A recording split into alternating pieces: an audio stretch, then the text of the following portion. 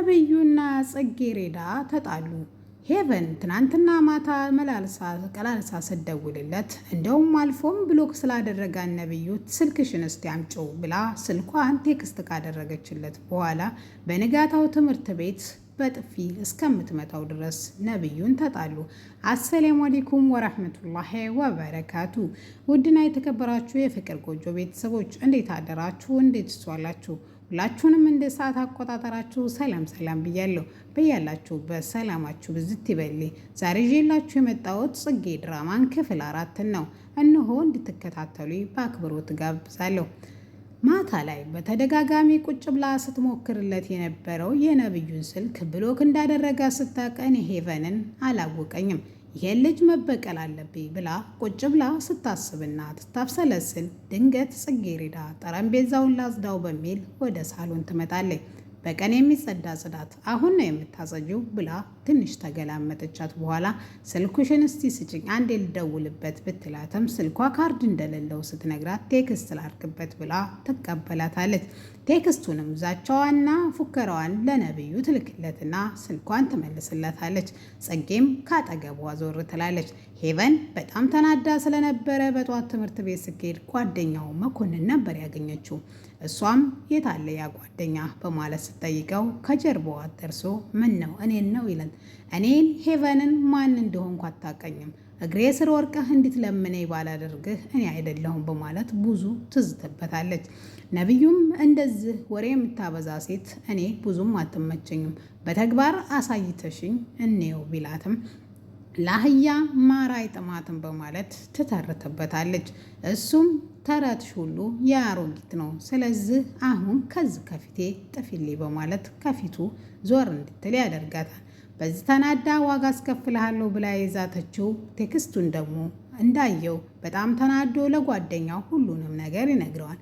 ያቺ ትናንትና ለፕሮፌሰሩ አስጠኗት ያለው ወይም ፍሬሿ ተማሪ እንዴት አንተ ብቻ ነህ ያስጠናኸኝ ብላ ትናገራለች።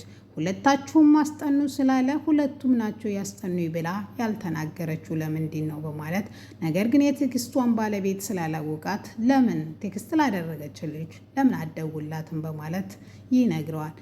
መኮንንም እሺ ብሎ ነብዩም እሺ ብሎ ሲደውልላት ጽጌሬዳ ከኋላ ነበረች። ሄሎ ስትል እሷ ነበረች እና ትናንትና ማታ ለምን ብለሽ ነው እኔ አልለቅህም ብለሽ የዛሽብኝ ደግሞም ለምህሩ መኮንን እንጂ ነብዩ አላስጠናኝም ብለሽ ለምን ተናገርሽ ሲላት እሷም ስላልነበርክ ነው እንደ አጋጣሚ አገኘኝ እኔም አልኩት። አንድኛው ረድቶኛል፣ አንዱ ግን በራሱ ጉዳይ ቢዚ ሆኖ አልረዳኝም ብዬ ተናግሬያለሁ።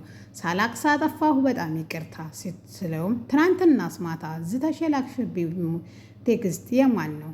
ቆይ ማን ላከሽ? በማለት በተደጋጋሚ በቁጣ መንፈስ ጽጌን ያናግራታል።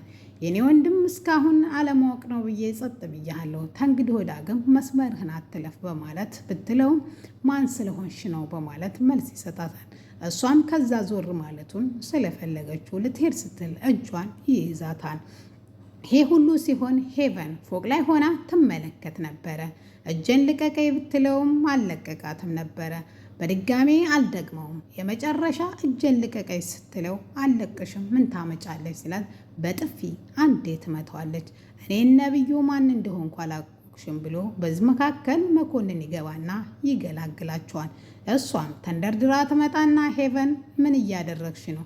አሁን ያደረግሽው ምንድን ነው በማለት ሰው ፊት ትገላምጣታለች። ከዛም እጇን አንጠልጥላ ይዛት ትሄድና ምንድን ነው እያሳመምሽ ነው ልቀቂ ብትላትም አንቺ ምንድን ነው ያደረግሽው እንዴት ትመችዋለሽ በማለት ትቆጣታለች። እሱ ያደረገውን አታይም? ሲጀመርም ሰው ፊት ለምንድን ነው እንደዚህ የምትናገሪኝ?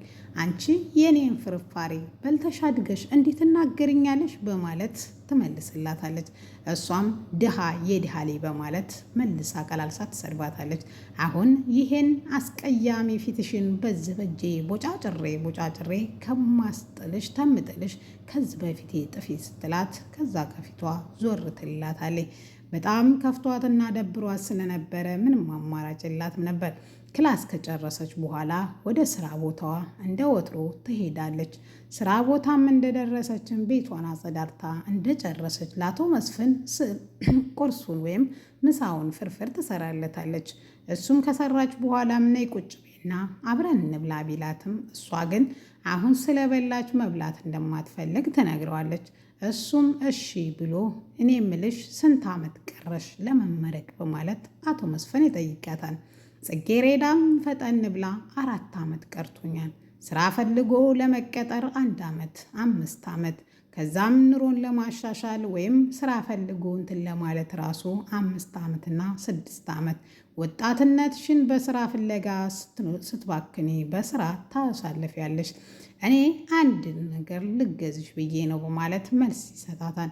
እሷም አልገባኝም ጋሺ ምን ላርግ ታዲያ? ቢያንስ ግን መሰረታዊ ጉዳዮችን ያሟላልኛል። 10,000ና 5,000 ደመወዝ ህይወትሽን ወይም ወጣትነትሽን ተምታጪ ወጣትነትሽን እንድትኖሪ ላመቻችልሽ በማለት መልስ ይሰጣታል። ግራ የገባት ጽጌሬዳ አልገባኝም በማለት ጥያቄያቸውን ትመልስላቸዋለች። እሳቸውም ይህን ያህል ዓመት በ1 ወር ባልሞላ ገንዘብ እኔ ላመቻችልሽ እያልኩሽ ነው በማለት አሁንም በድጋሚ አልገባኝም በማለት መልስ ትሰጣቸዋለች። አማርኛ አይደል እንዴ የምናወራው እንዴት አይገባሽም በማለት መልስ ይሰጧታል። በዚህ አጋጣሚ ነበረ አቶ ነብዩ ወደ ቤት የገባው። ስታየው በጣም ደነገጠች። ጽጌሬዳ ቁጭ ብድግ አረጋት። ምን ነው ትተዋወቃላችሁ በማለት መልስ ይሰጣን አቶ መስፍን። አቶ መስፍንን ቀደም ብሎ አዎ አባዬ እንተዋወቃለን፣ ጽጌሬዳ እኛ ትምህርት ቤት ነው የምትማረው በማለት መልስ ይሰጣዋል። እሱም ነው እንዴ ለምን አልነገርሽኝም? አይገርምም እስከ ዛሬ እንዴት ሳትተዋወቁ በማለት አቶ መስፍን ሲያወሩ እሷም በቃ የሚያስፈልጋችሁ ነገር ካለ ጥሩ እኔ ኪችን እገባለሁ ብላ ወደ ኪችን ትገባለች ጽጌሬዳ። አባትየውም እስከ ዛሬ አለመታወቃችሁ አይገርምም ሲለው ምነው አባዬ አካበድከው፣ ስለ አንድ ቤት ሰራተኛ ይሄን ያህል መውራቱ ተገቢ ነው በማለት ለማንኛውም አሁን ስለደከመኝ ወደ ቤት ወይም ለሰራተኛዋ ጁስ እንድትሰራልኝ ነግሬያት ወደ ክላስ ልግባ ብሎ ወደ ኪችን ይገባል። እኔ ምልሽ በማለት ገና እንደታየችው ፊቷን ከስክሳ ምን ፈለክ ትለዋለች። እኔ አሰሪሽ ነኝ፣ አለቃሽ ነኝ፣ አንቺ ደግሞ የቤት ሰራተኛችን ነው። ስራሽ የቤት ሰራተኛ ከሆነ ብዙ ነገር የምፈልገው ነገር አለ፣ ስለዚህ ላስጠነቅቀሽ ነው የመጣሁት ይላታል። እሷም ምንድነው የፈለግከው ለማለት ፈልጌ ነው በማለት ረጋ ባለ መንፈስ ትመልስለታለች። እሱም እኔ ከፍተኛ አራጅጋ አለብኝ፣ ቤቴን ወይም ክፍሌን በተደጋጋሚ እንድታጸጁ ፈልጋለሁ፣ ከዛ ደግሞ እዚህ ቤት እስከኖርሽ ድረስ ንጽህናሽንም ጥብቅ ጭምር እንድጠብቅ ይፈልጋለሁ በማለት መልስ ይሰጣታል። እሷም ምንም ማማራጭ ስለሌላት እሺ ትልና መልስ ትሰጠዋለች። በ20 ደቂቃ ውስጥ ጁስ ፈይተሽ ክፍሌ እንድታመጭልኝ በማለት መልስ ሰጥቷት ትሄዳለች። እሺ ይሄዳል። እሷም እሺ ብላ በጣም የተነገራት ንግግር ቅስሟን ቢሰብራትም ነገር ግን ለራሷ እናቷንም ለማገዝና ገንዘብ ስለሚያስፈልጋት ይህን ስራ መስራት አለብሽ፣ ለትንሽ ጊዜ ነው ጽጌሬዳ፣ ሻዩ ይህም ያልፋን በማለት ከራሷ ጋር ትንሽ ታወራለች። ትንሽ ካወራች በኋላ የታዘዘችውን ጁስ ሰርታ ወደ ክፍሉ ትሄዳለች።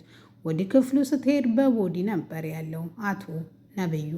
ይሄን ስታይም ተደናብራ ወይም እሱ ደግሞ ቀስ እያለ ወደ እሷ እየተጠጋ ነበረ።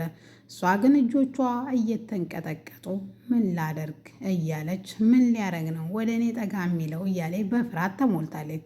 ከዚህ በፊት ደላላው ሲያመጣት ሰዎቹ ወይም አባትና ልጅ የማይደራደሩበት ጉዳይ ቢኖር ክብራቸው ነው። እዛ ቤት ለክብራቸው ካልሆነ በቀር ወይም እነሱን ማማለልም ሆነ ማማገጥም ስትመኝ ከዛ ቤት ሻንጣሽን ይዘሽ ትወጫለሽ። ምክንያቱም አቶ መስፍን ቤት ስትገቢ ሻንጣ እንጂ ኩርቱ ፌስታል የሚባል ነገር የለም በማለት ይነግራታል። ሄቨን የእንትናን ክፉነት እየተናገረች በነብዩ ፊት መወደድን ተያይዘዋለች። በሰፈሩም ሄዳ ቤተሰብ ልጠይቅ ነው ወይም የምጠይቀው ሰው አለ በማለት የውሸት በዚህ እስከዚህ ድረስ አብረን መሄድ እንችላለን በማለት አዎ በማለት አብረው ሸኝቷታል። ከሸኛትም በኋላ ጽጌሬዳን በጣም ክፉ ሰው እንደሆነችና በሰው ስቃይና በሰው ሐዘን የምትደሰት እንደሆነች ትነግረዋለች። በምትፈልገው ነገር እኔ አግዝሃለሁ ከጎንህ እኔ በማለት ቃል ትገባለታለች። እሱም እሺ ብሎ ይስማማል። ውድና የተከበራችሁ የፍቅር ጎጆ ቤተሰቦች ለዛሬ ይዤላችሁ የመጣሁት ይህን ይመስላል።